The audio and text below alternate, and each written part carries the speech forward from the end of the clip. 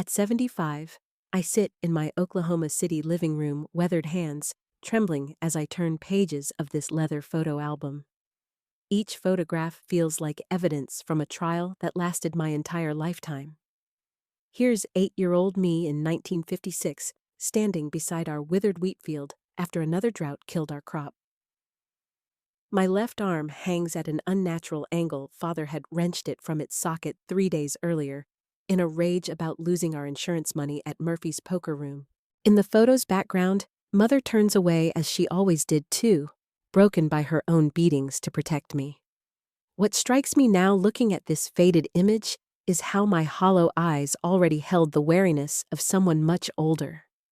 At 50 pounds, soaking wet, I was a scarecrow child trapped on 40 acres with a violent drunk, our nearest neighbor 5 miles down a road that turned to impassable mud each spring.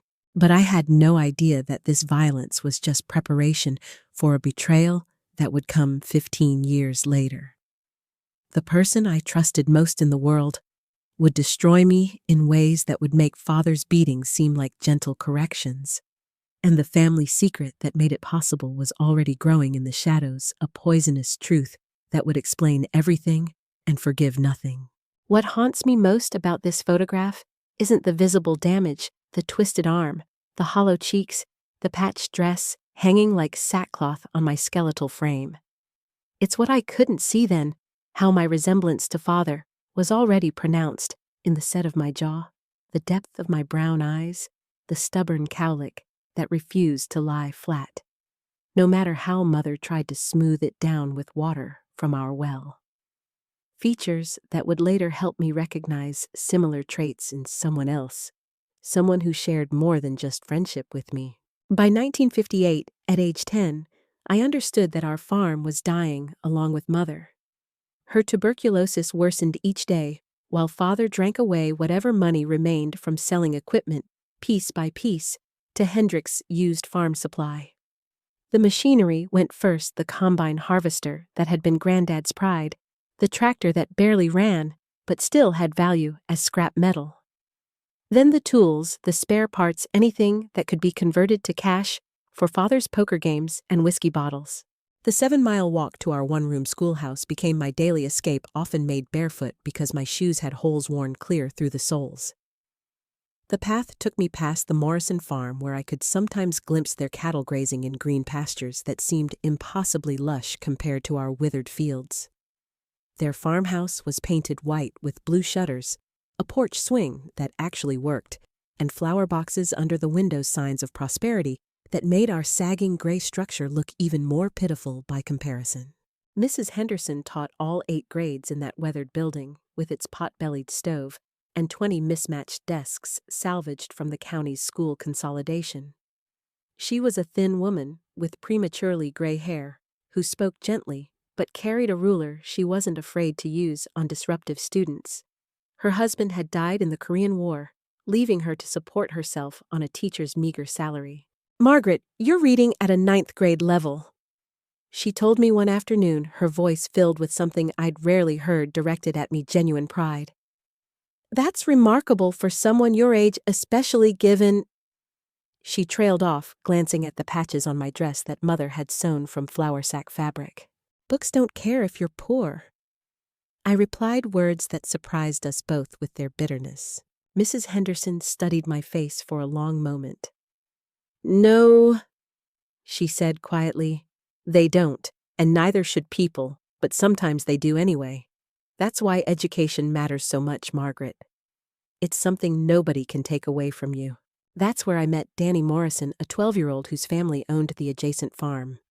Danny had coal-black hair that caught sunlight like polished obsidian, bright blue eyes, the color of deep water, and an easy grin that made even Mrs. Henderson smile when he charmed his way out of trouble. But what drew me to him initially was something deeper. He noticed things others missed, details that revealed a mind constantly working beneath his casual exterior. "See that red-tailed hawk circling the south field?" he said during our first real conversation at recess, pointing at a speck in the sky I'd never have noticed. "She's hunting for field mice that come out after the morning dew dries. Hawks can spot movement from 2 miles up, you know. My granddad taught me about birds before he passed last winter. His knowledge seemed encyclopedic for someone his age. He could identify cloud formations that predicted weather changes, knew which plants indicated good soil, and which suggested problems. Below ground understood the migration patterns of various birds and what their presence meant for farming. This wasn't book learning. It was practical wisdom passed down through generations of successful farmers. When Bobby Patterson and his gang cornered me behind the schoolhouse one October afternoon, calling me Skeleton Girl and Scarecrow because of my rail-thin frame, Danny appeared with quiet authority that seemed beyond his 12 years. Bobby," he said calmly, stepping between us with his hands relaxed at his sides. "Your daddy owes my daddy $50 for that bull calf he bought last month. Might want to think about how he'd feel if word got around that his son picks on girls half his size." Bobby outweighed Danny by 20 pounds and had a reputation for settling disputes with his fists, but something in Danny's tone made him back down. The Morrison family had influence in our small community. They owned good land, paid their bills on time, and treated their workers fairly. "This ain't over, Morrison," Bobby muttered, spitting near my feet before stalking away. Danny watched them go, then turned to me with genuine concern. "You okay, Maggie? They didn't hurt you, did they?" Nobody had asked if I was hurt in longer than I could remember. The simple kindness nearly made me cry. That evening, he walked me partway home, teaching me which constellations to look for when darkness fell across the Oklahoma prairie. "The North Star never moves," he explained, pointing at a bright point above the northern horizon. "No matter how lost you get, no matter how far you wander, it's always there to guide you home. My granddad taught me that during cattle drives when I was little. His protection became my lifeline. But home remained a battlefield where anything could trigger Father's explosive rage." One sweltering August evening, I returned late from the Morrison farm, where Danny's mother Sarah had fed me pork chops with gravy mashed potatoes, green beans from their garden, and cornbread with real butter, more food than I'd seen in weeks. Father waited on our sagging front porch leather belt already in his hands, his face flushed with the particular anger that came from drinking rot-gut whiskey on an empty stomach. "Where you been, girl?" His words slurred together, but his hands were steady enough to grip the belt buckle. "Gone all afternoon while your poor, sick mother needs tending."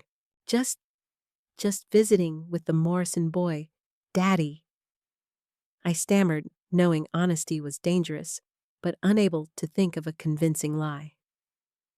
"His mama offered supper, and I thought—" The first blow caught me across the shoulders before I could finish. He used the buckle end, leaving scars that would never fade completely. When I collapsed on the splintered porch boards, he kicked my ribs with his work boot. "Don't you lie to me," he snarled. "Morrison's got food to spare, and here you are eating their charity like some beggar child. Makes me look like I can't provide for my own family." Through tears and pain, I glimpsed something that haunts me still. Father glancing toward Mother's old sewing box, where she'd kept a faded photograph of her own father. For just a moment, his face held something that might have been pain or regret before the rage returned. I didn't understand then that some monsters are made rather than born. The next morning at school, Danny noticed my careful movements and quietly placed his jacket on my chair without asking questions. His kindness felt miraculous proof that not all adults were predators, that gentleness could exist alongside strength. Mrs. Henderson pulled me aside after the other children left for recess. "Margaret," she said quietly, "if something's wrong at home, there are people who can help. Good people who care about children like you." "Nothing's wrong, ma'am." I lied the words automatic after years of practice. Truth was dangerous. Silence was survival. January 15th, 1960, brought the catastrophe I'd been dreading since Mother's cough turned bloody. I found her that Tuesday morning at dawn, still and cold in her bed, one thin hand reaching toward the photograph of her parents on the nightstand. Her face was peaceful for the first time in months, free from the pain and struggle that had defined her final years.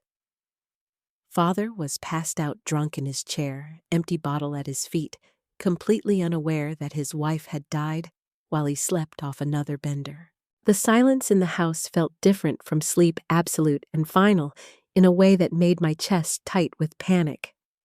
I stood in the doorway for several minutes, calling her name softly, then louder, hoping she might stir. But Mother was beyond responding to anything in this world. The funeral drew exactly 5 mourners to Oakwood Cemetery: Father, myself, Danny and his mother Sarah, and Reverend Matthews, who rushed through the service to escape the bitter wind. The cemetery was a bleak patch outside town where crooked headstones marked forgotten lives. "She's free now, honey," Sarah Morrison whispered, wrapping her arms around me as I sobbed into her shoulder. She smelled like fresh bread and lavender soap, comforting scents that made Mother's absence feel even more profound. "No more pain, no more coughing fits. She's with her parents now, in a place where she can breathe easy." But I wasn't crying just for Mother's death. I was terrified of what her absence meant for my survival. She'd been my only buffer against Father's violence, the person who sometimes absorbed his rage or distracted him with her own suffering. The few mourners dispersed quickly, leaving Father and me alone in our increasingly cold house. The coal stove had nearly gone out during our absence, and frost was forming on the inside of our poorly insulated windows. Father stared at Mother's empty chair, his face cycling through emotions I couldn't read. That very night, he stumbled home from Murphy's Tavern, where he'd been mourning, with a bottle of cheap whiskey. His bloodshot eyes fixed on me with hatred so pure it made my stomach clench. This is your fault," he slurred, advancing across our tiny kitchen. "She worked herself to death trying to feed and clothe you, trying to make something decent out of nothing. Should have been you in that coffin instead of her." The beating that followed was the worst yet, crossing lines he'd never crossed while Mother was alive. He used his fists instead of the belt, striking my face with closed hands that left my lips split and bleeding. When I tried to protect my head, he aimed for my ribs and stomach, each blow driving air from my lungs. "Don't you try to run from me!" he panted, grabbing my hair when I attempted to crawl away. He slammed my head against the kitchen wall, opening a cut above my left eyebrow. "You belong to me, now you hear nobody else gives a damn whether you live or die." Blood from the head wound ran into my eyes, making everything appear red-tinted. I lay on the cold linoleum floor, tasting copper and trying to breathe through ribs that might have been cracked. I waited until his snores echoed from the bedroom, then crept out into the January night to seek comfort at our usual meeting place by the grain elevator. Danny was already there, waiting in the moonlight, as if he'd known instinctively that I would need him tonight. "Jesus, Maggie," he breathed when moonlight revealed my injuries. My left eye was swelling shut. My lips were split and crusted with dried blood, and I moved with careful stiffness. "He really hurt you this time." Danny's voice cracked with emotion as he wrapped his arms around me carefully, avoiding places where I winced. He was growing taller and stronger at 14, but in that moment, he seemed as young and frightened as I felt. "I won't let him hurt you anymore." He promised, words fierce with protective determination. "When we're old enough, when I'm big enough to make it matter, we'll leave this place forever. We'll hop those freight trains and go to California, where nobody knows our names." His words felt like a lifeline thrown to someone drowning. But even as I clung to that hope, I sensed something changing between us. The protective tenderness in his touch, the way his blue eyes lingered on my battered face, with intensity that made my stomach flutter, despite my pain. "Promise me," I whispered against his shoulder. "Promise we'll always be together no matter what happens." "I promise," he said without hesitation, sealing the vow with a gentle kiss on my forehead that made my heart race. When I snuck back home before dawn, Father was passed out with a fresh bottle, apparently having drunk himself unconscious after the violent outburst. But even in sleep, his face held traces of rage that had taken Mother's death as permission to escalate his brutality.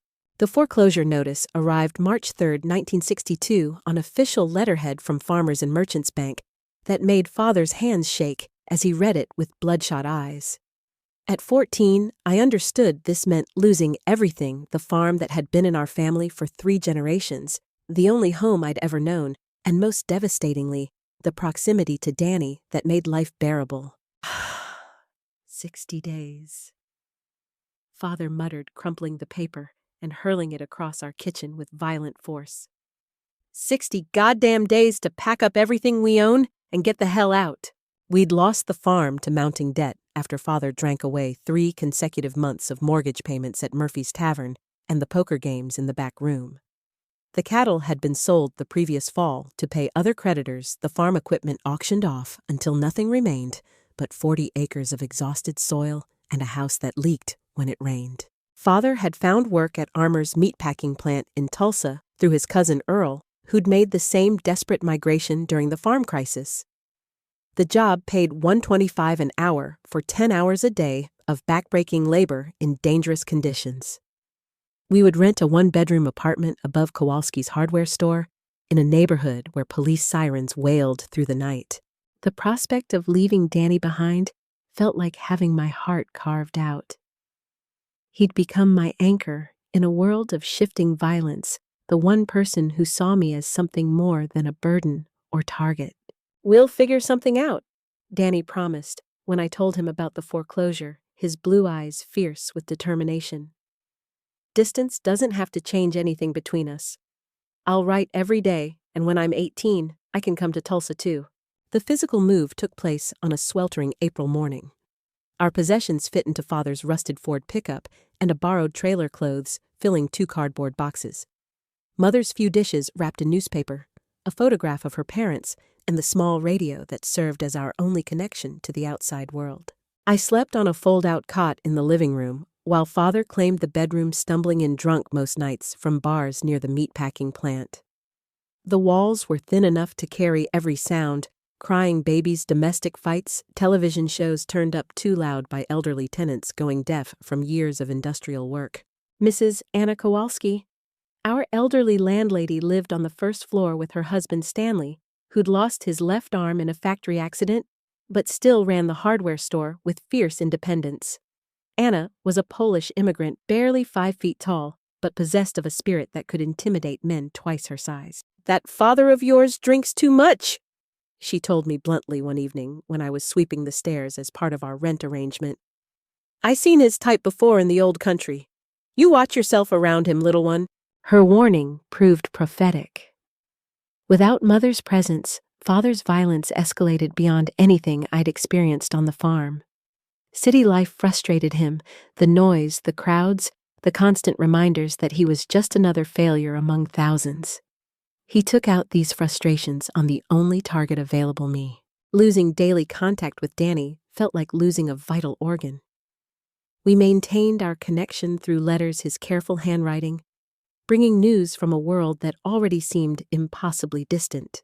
"The Morrison place feels empty without you here," he wrote in his first letter. "Ma asks about you every Sunday after church, says you're welcome to come stay with us anytime. We've got plenty of room in the house." But I couldn't tell him how bad things had become. Father's drinking had worsened without farm responsibilities to structure his days. Our apartment reeked of cigarettes and spilled beer, a sour combination that seemed to seep into the walls. Cockroaches scattered when I turned on lights, and rats scratched inside the walls at night. That winter brought a flu epidemic that swept through Tulsa's crowded tenements like wildfire. I fell desperately ill while Father was on a 3-day bender. My fever spiked to 104 degrees, leaving me delirious on that fold-out cot for days, while hallucinations danced across my consciousness. In my fever dreams, I saw Mother's face floating above me, her cheeks pink with health instead of pale with tuberculosis, her eyes bright with intelligence that illness had gradually extinguished. You're stronger than you know, baby. She whispered, her voice clear instead of weakened by coughing. God has plans for you that you can't see from where you are now. Hold on, just a little longer. Mrs. Kowalski found me unconscious when she came upstairs to complain about Father's radio blaring at 3 a.m. She called an ambulance that rushed me to Hillcrest Hospital, where doctors said I'd been perhaps 6 hours from death. This child was severely dehydrated and malnourished, I heard one doctor telling a nurse. Someone should investigate the home situation, but nothing came of their concerns. During my week-long recovery, Mrs. Kowalski sat vigil by my bedside, spooning chicken broth into my mouth, while Father never visited once. You are tougher than old leather boots, she told me in her thick accent, patting my hand with fingers gnarled by arthritis. God does not give us more than we can bear, even when it feels like He is testing us beyond our limits. When Danny finally got permission to visit during Easter break, Sarah Morrison driving him the 3 hours each way in their old Chevrolet, he brought comic books and wildflowers picked from roadside ditches. But I could see the shock in his blue eyes as he took in my appearance. I'd lost 20 pounds during the illness. You look different, he said quietly as we sat in the hospital's visitor lounge. Older somehow, like you've seen things that aged you past your years. I wanted to tell him everything, but the words remained trapped behind years of enforced silence. Central High School offered my first real glimpse of hope when I enrolled as a sophomore in September 1964. At 16, I threw myself into academics with desperate intensity, earning straight A's, while working part-time at Woolworth's Five and Dime to help with household expenses. The building was massive compared to our rural schoolhouse, 3 stories of red brick, with wide corridors and a real library with thousands of books. My grades were exceptional despite the chaos of my home life. Studying provided escape from reality, a way to inhabit worlds where intelligence was valued and problems had solutions. Mrs. Carmen Rodriguez, my English teacher, was a young woman fresh out of college who recognized something in me others had missed. Margaret, you have a rare gift for writing, she told me after I submitted an essay about growing up poor in rural Oklahoma. Your voice is authentic, your observations sharp. Have you considered college? There are scholarships available for students with your academic record. The idea seemed impossibly ambitious given our financial situation and Father's attitude toward education, especially for girls. But Mrs. Rodriguez was persistent, helping me research opportunities that might make higher education feasible. Danny had grown tall and broad-shouldered from farm work, his voice deepening as he approached 18. When he moved to Tulsa in early 1965 for a job at Ford Assembly Plant, we began meeting regularly on weekends at Murphy's Diner, sharing coffee and dreams over songs from the jukebox Sam Cooke's A Change Is Gonna Come, Martha and the Vandellas dancing in the street. I've been saving every penny I can spare, he told me one Saturday afternoon, stirring sugar into his coffee with hands that bore new calluses from factory work. Figure by next summer I'll have enough for a decent used car. Then we could drive to California like we always planned. Tulsa pulsed with energy in the mid-1960s civil rights marches moving through downtown streets. Vietnam War protests on the university campus, young people demanding change. We felt connected to something bigger than our personal struggles. But violence found me even in the urban environment. Walking home from Woolworth's through the warehouse district one October evening after a late shift, I was attacked by 2 men who'd been drinking outside Sullivan's Tavern. Pretty girl like you, walking alone, must have money tucked away somewhere. One slurred, grabbing my arm with fingers that reeked of beer and cigarettes. He was a big man, probably in his 40s, with graying hair, and the kind of face that suggested violence was his first solution to problems. When I tried to run, the other man slammed me against a brick wall with enough force to split my scalp open. Blood streamed down my face as they took the $3 I'd earned that day before disappearing into the night. A patrol car arrived 10 minutes later, but the officers treated it like routine paperwork. Shouldn't be walking alone after dark, honey, one said dismissively while filling out forms. Girl your age is just asking for trouble, especially dressed nice like that. The casual victim blaming stung almost as much as the attack itself, But I was learning this was typical of how authorities responded to crimes against women and girls. Danny met me at the hospital emergency room, having rushed over as soon as I called him. His usual calm was completely shattered when he saw the bandages covering my head wound. "Should have been there to protect you," he said, his voice thick with guilt and barely controlled rage. "From now on, I'm walking you home from work every single night." Something deeper shifted between us in that hospital waiting room. The protective feelings he'd always shown evolved into something more complex and adult. When he kissed me gently before I went home that night, it felt like sealing a promise neither of us was entirely ready to make. At the apartment, Father's reaction wasn't sympathy, but fury directed at me rather than the men who'd assaulted me. What were you doing to attract that kind of trouble?" he demanded, shaking me by the shoulders until my injured head throbbed. "Probably dressed like some streetwalker asking for exactly what you got." The irony cut deep. The man who'd beaten me regularly for years was now blaming me for someone else's violence. But in that moment of rage, I glimpsed something that would haunt me, a flicker of expression that reminded me of the pain I'd seen him show while looking at that photograph of Mother's father. It vanished quickly, but the seed of understanding was planted. Father's violence hadn't sprouted from nothing. The University of Oklahoma in Norman felt like entering another universe when I arrived in September 1966, armed with a partial academic scholarship that covered tuition and a work-study job that would pay for books and basic living expenses. The campus was everything I'd dreamed. Red brick buildings covered with ivy tree-lined paths where students walked, carrying books, professors who treated undergraduates like human beings capable of independent thought. My dormitory room was tiny but clean, shared with a girl named Susan from Oklahoma City, whose biggest complaint was that her father had bought her a blue Mustang instead of the red one she'd wanted.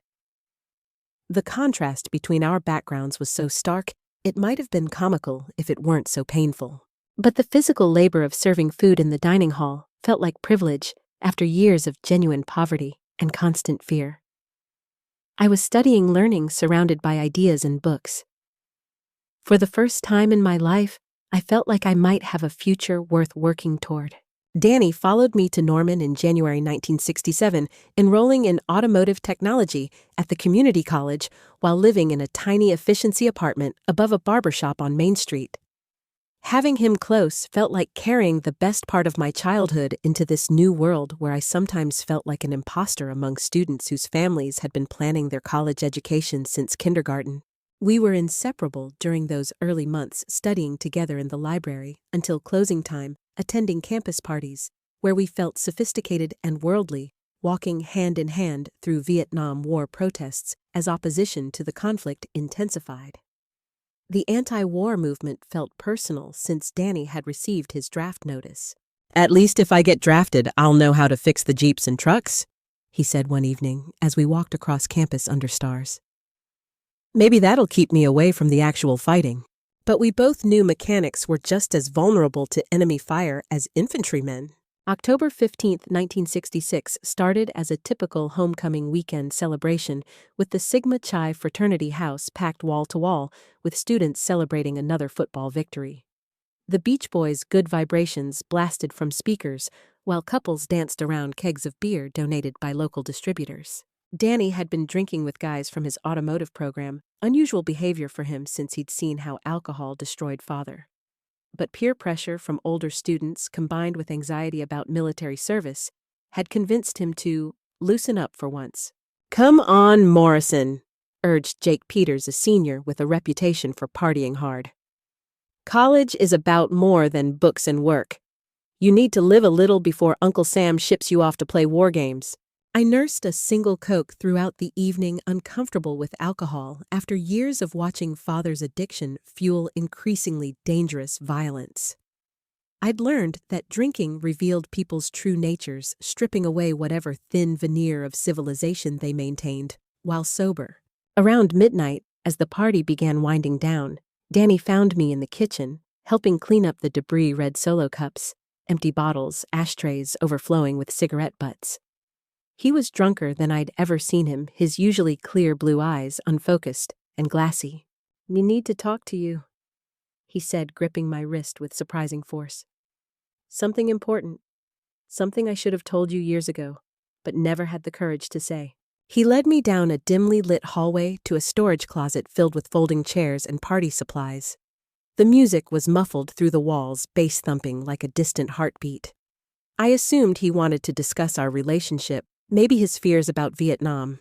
Instead, he pushed me against the wall with shocking suddenness, his hands gripping my shoulders hard enough to leave bruises. "You don't understand what you do to me," he whispered, his breath hot and beer sour against my ear.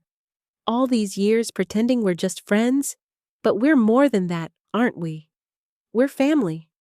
We've always been family." Before I could ask what he meant, he was kissing me roughly, his mouth crushing against mine with desperate hunger that felt more like attack than affection.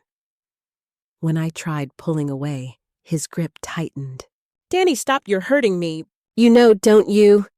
He slurred his words, barely coherent. "Deep down, you've always known the truth. The way people say we look alike. The way your father looks at me sometimes like he's seeing a ghost from his past." I didn't understand, then couldn't process what he was trying to tell me. What happened next carved itself into my memory with brutal clarity. 10 minutes that destroyed everything I believed about safety, trust, and love. He forced me down onto gym mats stacked in the corner, while I fought with every ounce of strength in my 90-pound frame, but farm-strong muscles overwhelmed my resistance. My screams were lost beneath the monkeys singing "I'm a Believer" from speakers in the main room. When it was over, I lay there bleeding and broken, understanding that the person I'd trusted most had just committed the ultimate betrayal. I stumbled into the rainy Norman night, my dress torn and blood trickling down my thighs. A graduate student found me in the parking lot and drove me to my dormitory, where I spent 3 days unable to eat or leave my room. On the 4th day, gathering Danny's belongings from my room, textbooks, jacket, personal papers, I made a discovery that shattered reality. Hidden in his automotive manual was an envelope containing documents I'd never seen: a birth certificate showing his mother as Sarah Catherine Morrison, but listing his father as Robert James McGrath, my father's full legal name. There was also a letter dated August 1947, written in mother's careful script, to Sarah Morrison. "Sarah, I know this is painful to discuss after all these years, but Robert needs to know about the baby. What happened between you two at the county fair shouldn't have happened. You were both drunk and he was engaged to me. But Danny deserves to know who his real father is." The truth hit me like lightning. Danny Morrison was my half-brother. Father had had an affair with his mother the summer before I was born, and both families had conspired to keep the secret buried. When I called Sarah Morrison, confronting her with the evidence, she broke down completely. "I never wanted him to know," she sobbed. "Thought if nobody talked about it, it would just disappear. Robert was supposed to marry your mother and be happy. But somehow, Danny had learned or suspected the truth. The physical resemblance should have been obvious. We both had father's stubborn jawline, the same deep brown eyes, the same quick temper. My best friend, first love protector, had been my half-brother all along, and he'd raped me knowing exactly what we were to each other. The pregnancy test at the campus health center 6 weeks later confirmed the nightmare I'd been trying not to think about. At 19 years old, I was carrying my half-brother's child, a baby conceived through rape and incest. Dr. Patricia Stern, the campus physician, delivered the news with professional compassion. "The test is positive, Miss McGrath. Based on your symptoms, I'd estimate you're about 6 weeks along. Do you have family support?" I couldn't explain that the father was my half-brother, that carrying this pregnancy would mean bringing a child into the world whose very existence represented multiple layers of violence and betrayal. My body was racked with morning sickness that felt like punishment from a vengeful god, nausea that left me unable to keep down more than sips of water at a time. I lost 15 pounds in 3 weeks, my already thin frame becoming skeletal as the pregnancy demanded nutrients I couldn't provide. I was forced to take medical leave from the university, watching my carefully planned escape from poverty slip away. The scholarship committee was sympathetic, but firm academic progress was expected, and my grades had plummeted as physical illness combined with psychological trauma made concentration impossible. When I called Father to explain my temporary withdrawal, describing it vaguely as health problems, he assumed I'd failed academically and took cruel satisfaction. New college was too good for the likes of you.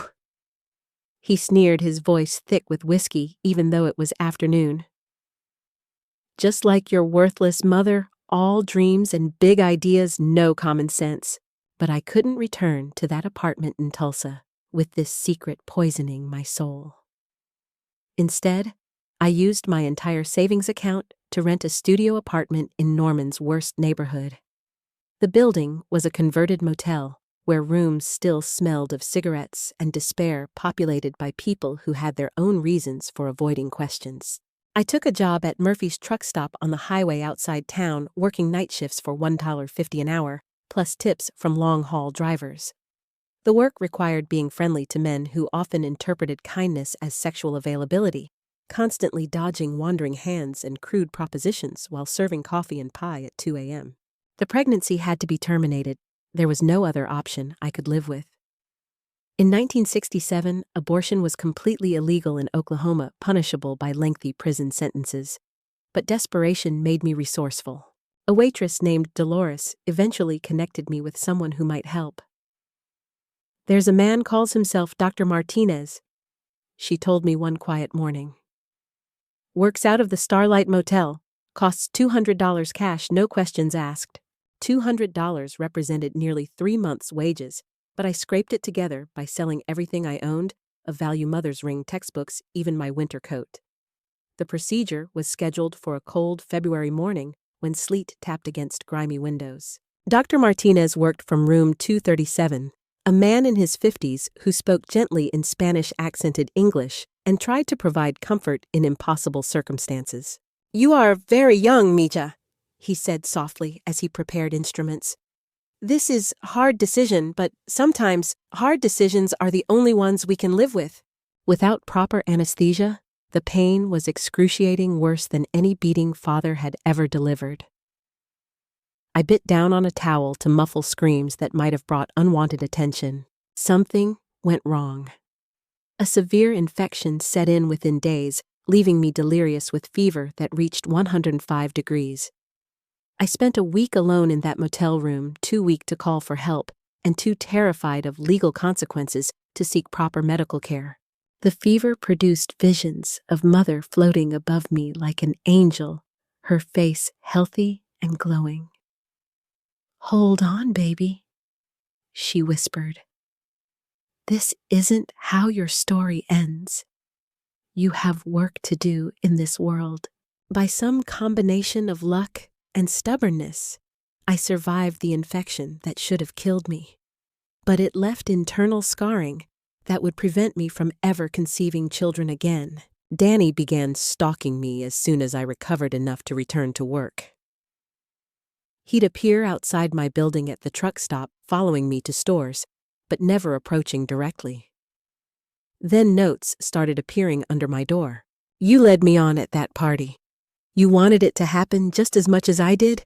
Stop pretending to be some innocent victim. We're blood, Maggie. That means something important whether you want to admit it or not. Family forgives each other."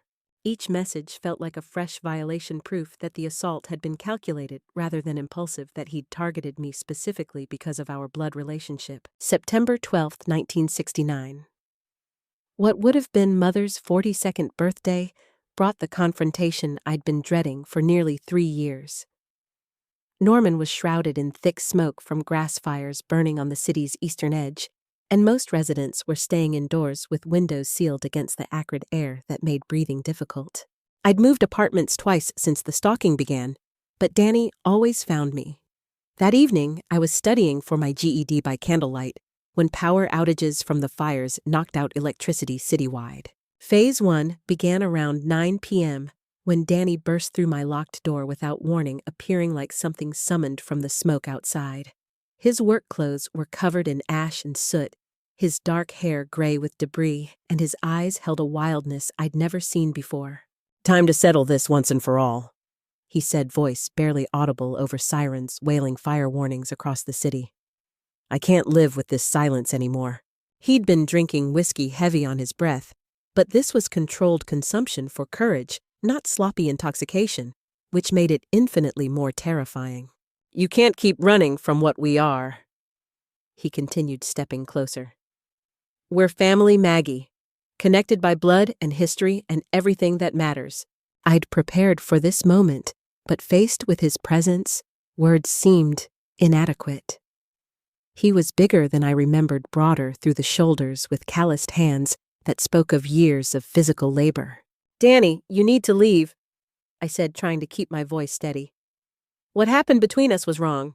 His hand closed around my throat before I could finish, slamming me against the wall hard enough to rattle my teeth and send stars exploding across my vision. "Think you can ignore me forever?" he snarled, fingers tightening with frightening precision. "Pretend we don't share the same blood, the same bastard father who screwed us both up." Phase 2 erupted when I managed to break free by raking my fingernails across his eyes, drawing blood that mixed with ash covering his face. He stumbled backward with a curse, giving me time to dart past him toward the door. The building's fire alarm was blaring as I ran barefoot downstairs and into Norman's smoke-filled streets. The city was nearly deserted, most residents either evacuated or sheltering in place. Visibility was reduced to perhaps 20 feet, the air so thick with particles that each breath felt like inhaling sandpaper. I could hear Danny pursuing me, his work boots pounding on pavement as he called my name over wind-driven flames. "Maggie, come back. We need to talk about this like adults." But his version of adult conversation involved violence and coercion. I ran toward campus, but smoke had transformed familiar landmarks until everything looked the same, gray, threatening, impossible to navigate. Phase 3 reached its climax when I found myself cornered in Reeves Park, where grass fires had burned right up to the concrete amphitheater. The air was thick with ash that fell like gray snow and made every breath a struggle. Danny caught up beside the amphitheater steps, both of us exhausted from running through what felt like the end of the world. Fires raged around us with biblical intensity, 30-foot flames, howling wind, falling ash. "Look at this," I screamed, pulling out the birth certificate and letter I'd carried for nearly 3 years. My hands shook as I held them between us. "Look what we are. Look what you did." Knowing the truth, for a moment that felt suspended outside normal time, something like sanity flickered in his eyes. He stared at the documents, then at my face, and I saw when his rationalization crumbled completely. "I know," he whispered, words barely audible over the inferno. "I've always known somewhere deep down. That's why God help me, Maggie. What kind of monster does that make me?" He couldn't finish the sentence, couldn't articulate whatever twisted logic had driven him to assault his own half-sister. Instead of trying to explain, he lunged forward, not with violence this time, but with desperate need for absolution I couldn't provide. Please," he gasped, reaching for me with shaking hands. "Please tell me there's some way to take it back."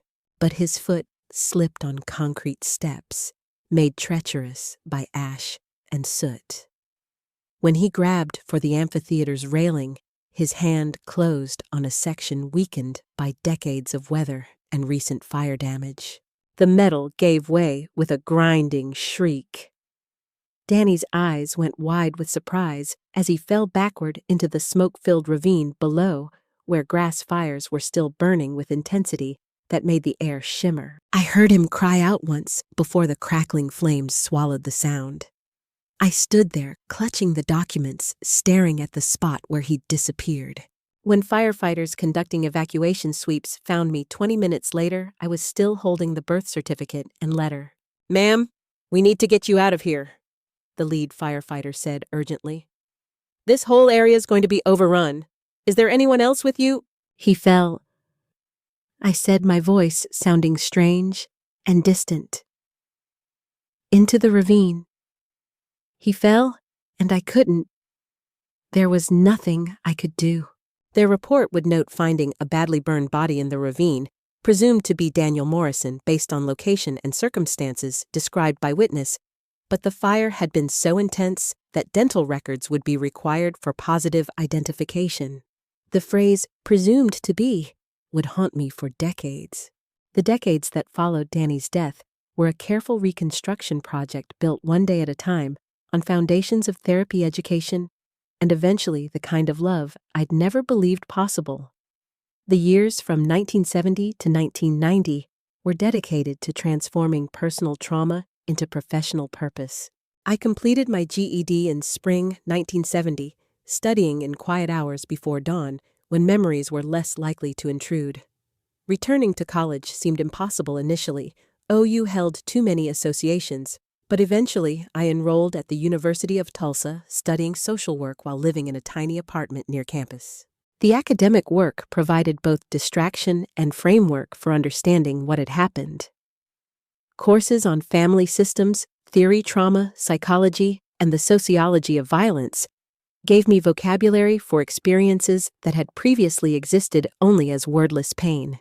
In 1972, while completing practicum requirements at a veterans counseling center in Oklahoma City, I met David Martinez, a soft-spoken man 3 years older who'd served 2 tours in Vietnam.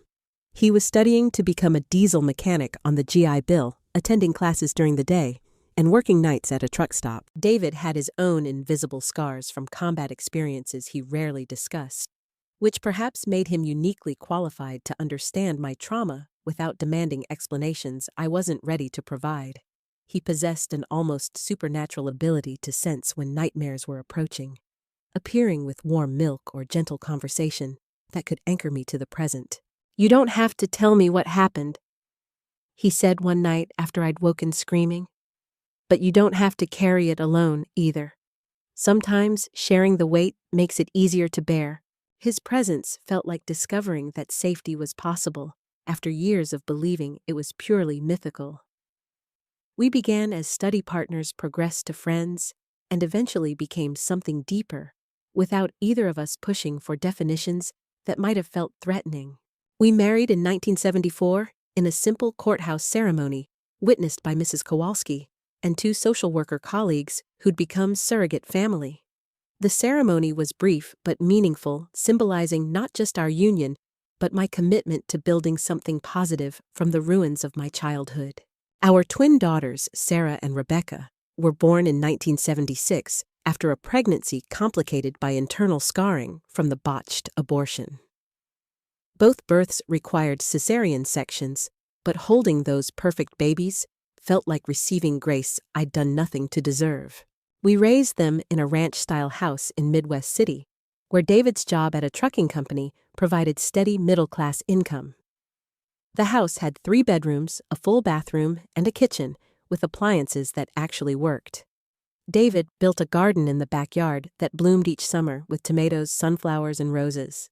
But trauma leaves permanent changes. Certain triggers could send me into panic attacks. Loud noises, the smell of alcohol. Men with dark hair who moved too quickly. I learned coping strategies through therapy, understanding that strength meant acknowledging vulnerability rather than pretending to be invulnerable. Father died in 1982, his liver destroyed by decades of alcohol abuse. I visited him once during his final weeks at the charity hospital, finding a yellow-skinned skeleton who barely resembled the monster who'd terrorized my childhood. "I wasn't a good father to you," he admitted, weakly eyes focused beyond my shoulder. "My own daddy used to beat me with a razor strap. Thought that's how you made kids tough." Understanding the cycle of violence that had shaped him didn't excuse his actions, but it helped me achieve forgiveness not for his sake, but for my own peace. I channeled my experiences into advocacy work throughout the 1980s and 1990s, volunteering with organizations like the Oklahoma Coalition against sexual and domestic violence. The work involved speaking to high school students about dating violence, training police officers to handle assault cases sensitively, and lobbying legislators for protective law changes. When the Violence Against Women Act passed in 1994, I cried tears of vindication, knowing future survivors would have protections that hadn't existed during my own ordeal. But questions about Danny's death lingered. In 1973, a police detective named Tom Bradley contacted me with disturbing information.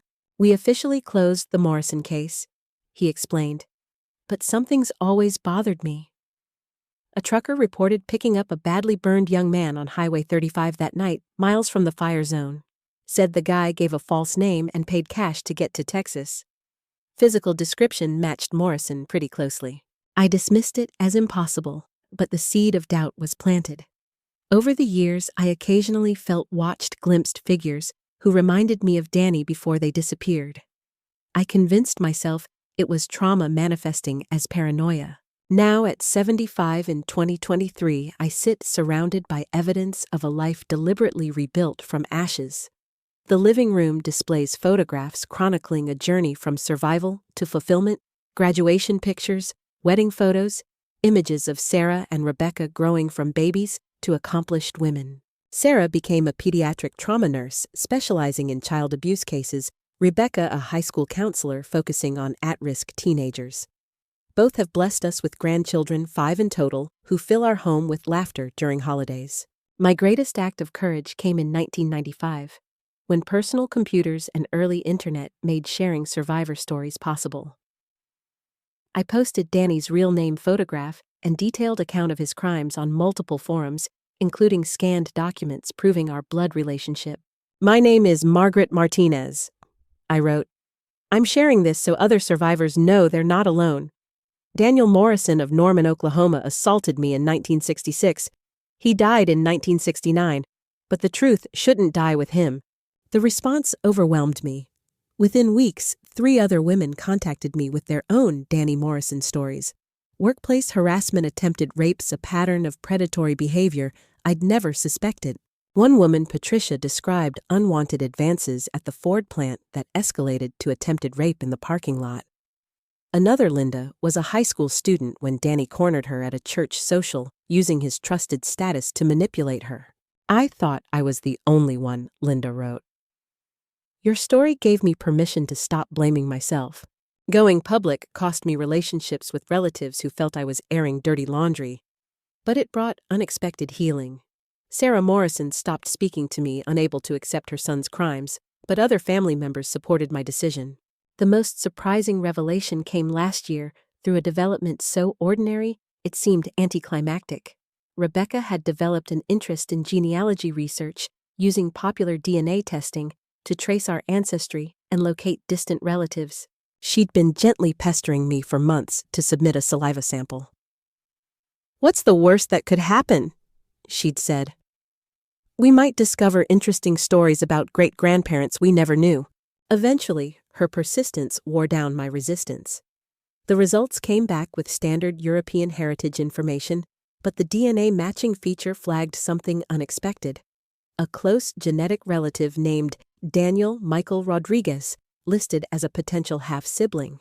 The name meant nothing until I received an email from the testing company's genealogy department explaining they'd been contacted by an estate attorney in Phoenix, Arizona, trying to locate relatives of Daniel Rodriguez, who'd died of pancreatic cancer in January 2022. Ms. Hernandez had enclosed a photograph taken at a construction site in 1995, showing a middle-aged man wearing a hard hat. Despite 26 years of aging, the bone structure was unmistakable: Danny Morrison, alive and living under an assumed identity. He had survived the fall into the Norman fires. The attorney explained that Daniel Rodriguez had legally changed his name in Texas in 1972, claiming original documents were destroyed in a house fire. He'd worked construction throughout the Southwest for 50 years, never marrying, never having children, never staying anywhere long enough to form lasting relationships. But he'd maintained a safety deposit box containing mementos from his previous life, my yearbook photo newspaper clippings about his death during the wildfires, and a sealed letter addressed to me. The letter arrived by registered mail, written in handwriting I recognized despite its evolution over decades. Margaret, I know you probably hoped you'd never hear from me again, and I can't blame you for that. I've spent 53 years trying to understand what I did to you, to us, to our family. I remember falling into those flames thinking I was going to die. Maybe I should have. But a homeless man named Carlos Mendoza pulled me out before the fire spread. When I woke up in his shelter, I realized I had a choice: go back to being the person who hurt you, or try becoming someone different. I chose different. Every day, since 1969, I've tried making amends through how I lived, even though I knew I could never make direct amends without risking your peace and safety. I worked with domestic violence programs in every city, always supervised, always as an example of what not to become. I donated most of my paychecks to organizations helping survivors. I never touched alcohol again, never allowed myself alone with women in triggering situations, never let the anger that poisoned our father take root in me. I know this doesn't erase what I did. Nothing can. But I wanted you knowing your courage that night, standing up to me, showing proof of what we were. It saved more than your life. It saved whatever decency was left in my soul. I've followed your career from distance, reading about your advocacy work in journals and newspapers. I'm proud of what you became, though I have no right to feel proud about anything connected to you. I hope you found happiness. I hope you found peace. I hope someday you might remember our childhood friendship, the good parts before everything went wrong, without the rest poisoning those memories. I've left everything to the organizations you've supported: the Norman Women's Resource Center and Oklahoma Coalition Against Sexual and Domestic Violence. It's not much, but everything I could save over 50 years of simple living. I'm sorry, Margaret. Sorry for all of it, and sorry it took me a lifetime to find courage to tell you so. The estate totaled $127,000, modest savings from decades of donated paychecks. But the letter provided something more valuable: confirmation that redemption is possible even after the most heinous acts, that people can change when confronted with full consequences of their actions. Danny's transformation over 53 years didn't excuse his crimes or erase my pain, but it proved that human capacity for growth extends even to those seeming irredeemably damaged. His death provided closure. I hadn't realized I still needed knowledge that he'd spent his life's remainder trying to atone, that my courage confronting him had catalyzed genuine change rather than just ending a threat. Sitting here now, surrounded by evidence of a life well lived despite its traumatic beginning, I feel something I never expected: genuine peace. The weight of family secrets has lifted through persistent truth-telling. Violence cycles ended with my generation through conscious choice and professional dedication to helping others heal. This photo album tells the complete story, not just trauma and betrayal, but the slow work of building something beautiful from damaged ground. The frightened child became an advocate who helped thousands find their voices. The assault survivor became a mother who raised confident daughters, and a grandmother creating safe spaces for future generations.